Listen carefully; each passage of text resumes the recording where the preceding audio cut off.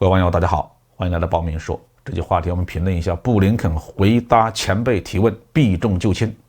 离开中国就无法解决美国的问题。10月17号，美国国务卿布林肯来到加州斯坦福大学开会，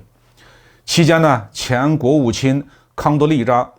赖斯向他提出了一些关于技术、外交和国家安全方面的问题。布林肯在回答期间呢，提到了中国，并且表示，如果两国没有实际参与，气候变化和全球健康等问题将很难解决。可以说，布林肯即使是在美国内部的这个交流中，回答问题照样是避重就轻。气候变化和全球健康固然重要，但是中美两国之间的首要问题是这两个吗？很清楚，当今中美关系的主要症结是美国无法接受中国的复兴和崛起。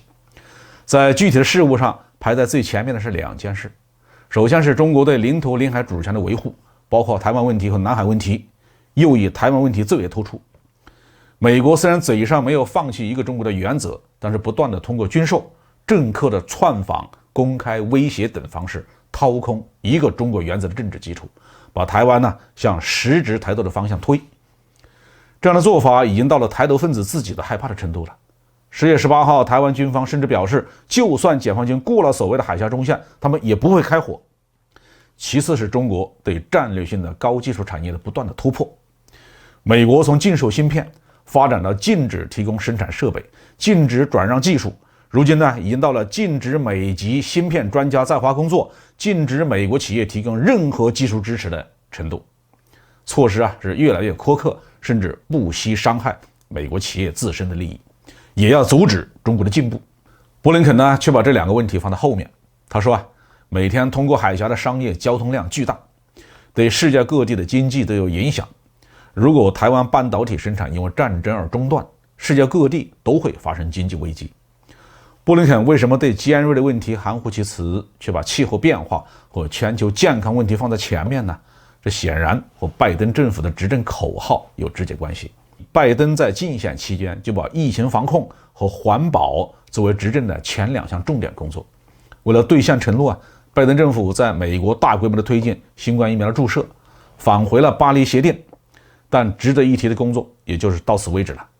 拜登政府的实际工作的重点是在全球推进、颠覆和破坏，试图制造危机，把其他国家的人才、资金和资源驱赶到美国，挽救自己的债务危机。无论反华还是反俄，都是在为这个目标服务。但是布林肯在公开场合不能公开承认这些事实，尤其是面对赖斯这个共和党时期的国务卿，不能丢了民主党的面子，所以他只能把气候变化和全球健康放在前面，来响应拜登政府历来的主张。但总的来说吧，布林肯还是比他的前任蓬佩奥职业操守要好得多。蓬佩奥可是公然宣称我们撒谎，我们欺骗，我们偷窃，这才是美国的荣耀。诚然，气候变化和全球健康也必须得到中国的合作才能解决，没有中国出口的光伏电池，全球绿色能源行动就无法推进。中国还是全球最大规模的锂电池产地，任何国家搞新能源汽车都离不开中国。至于全球健康，没有中国出口的物资，全世界包括美国自己就没有物质基础来搞防疫了。所以虽然布林肯在讲话中再一次诋毁中国，就不得不承认，不要把这一点降低到保险杠贴纸上，意思是中美关系的重要性不能低估。他把中美关系描述为最重要、最具挑战性和最复杂。这话似乎也是在讽刺赖斯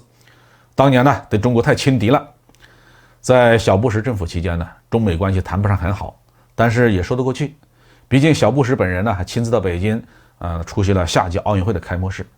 拜登可是没来出席北京冬奥会看来美国政界内部的勾心斗角还是很微妙的。好，这期话题我们就评论到这里。